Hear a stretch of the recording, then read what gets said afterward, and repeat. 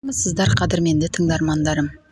Әңгімені міндетті түрде соңына дейін тыңдап, лайк басуды ұмытпаңыздар.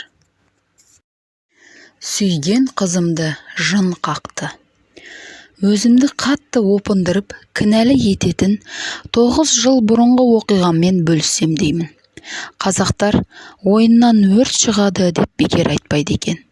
Менің басымдағы осындай бір уақиға бір адамның тағдырын күл-паша еткені бар емес пе? Кешірілмес күнә жасаған сол оқиға есіме түссе, әлі күнге денем түршігіп, жаным қатты ауырады. Бір күні менің досым Әсет өзінің дос қызының туған күніне шақырды. Ол күні көп шаруам болып, қатты шаршап, диванға қисайсам, қатты ұйықтап кетіппін. Мен қалта телефонының қоңырауы оятты. Әсет екен. Жан таласа көк жемпірім мен джинсымды киіп есікке қарай ұмтылдым. Әсет тұратын ауданда тағы бір досыммен жолығып, сыйлық таңдау үшін гүлдер дүңгіршегіне бас сұқтық. Ол арадан бір шоқ гүлмен қатар мамық үлкен ақ аяуды сатып алдық. Қонаққа келгенімізде бізді туған күн иесі алдымыздан күлімдеп күтіп алды. Оның есімі Әсел екен.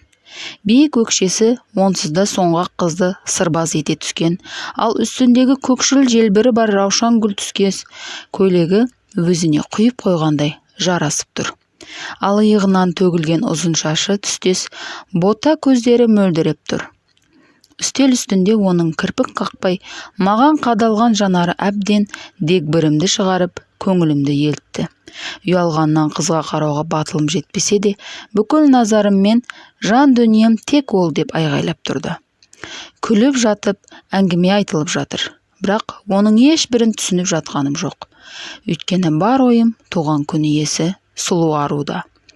Мұны Әсет байқап қойғандай. Уақытты көп ұзартпай бізді таныстырды. Әсел, деді ақырын шыққан нәзік дауыс. Ербол, деп.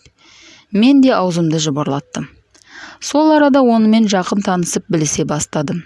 Ол Қазмудың сырттай ақылы бөлімінің 2-ші курсында оқиды. Оқудың ақысын өзі төлейтін көрінеді, сол үшін жұмыс істеуге мәжбүр екен. Әсел екеуміз бір көргеннен бір-бірімізді ұнатып қалдық. Мұны сол қонаққа келгендердің барлығы байқапты. Осылайша екеуміз жиі-жиі кездесіп, бос кездерді бірге өткізетін болдық. Көбіне оны университеттің есігі алдынан күтіп аламын. Гүл сыйлаймын, арасында өлең шығарып қоятыным да бар. Бір-бірімізді жақын біле түскенімізге небәрі 2 ай болған. Оған ән шырқаған ұнайтын. Ол поэзияны жаны сүйетін. Осылайша бір-біріміздің қызығушылығымыз жақын боп шықты. Бір күні екеуміз паркте келе жатқанда, одан қайда жұмыс істейтінін сұрадым.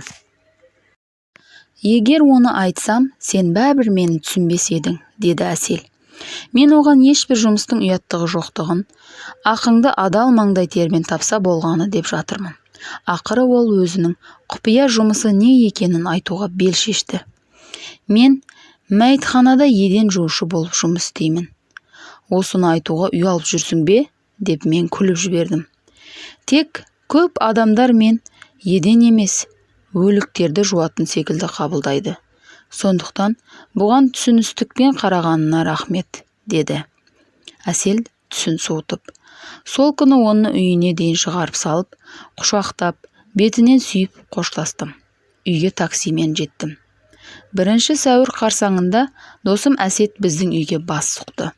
Екеуі ара өмір, қыздар, болашақ туралы біраз әңгіменің тізгінін жібердік.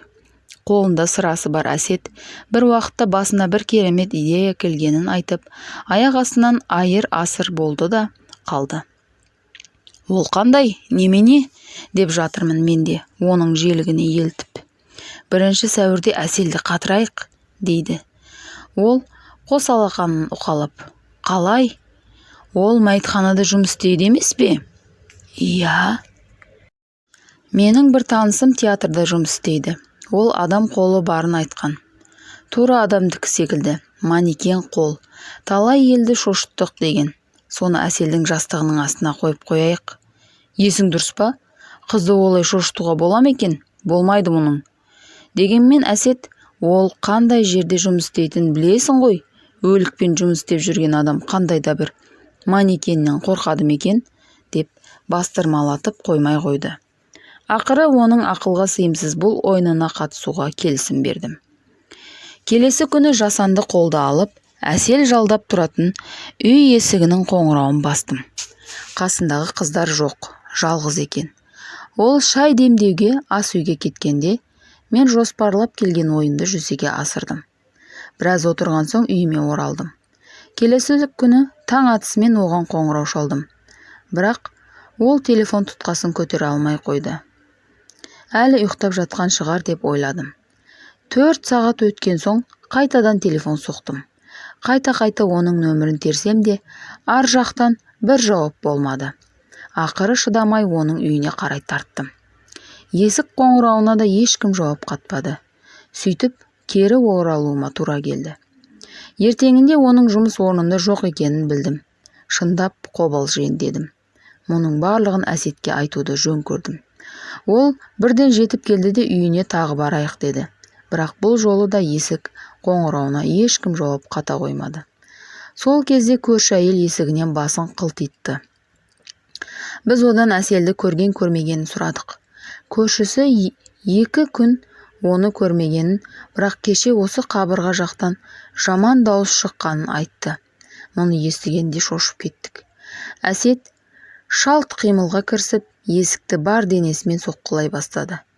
Көршісі бұл қылығымыздан қорқып милицияға хабарлайтынын айтты. Керісінше, біз ол қызға бірдеме боп қалды ма деп қорқып жатырмыз деп түсіндіріп, одан есікті бұзатын саймандар сұрадық. Сөйтіп ақыры есікті аштық. Дәлізде ешкім көрінбеді. Әсел деп дауыстап, оның бөлмесіне қарай бағыт алдым. Жартылай ашық есіктен бірдеңе ағараңдағандай болды.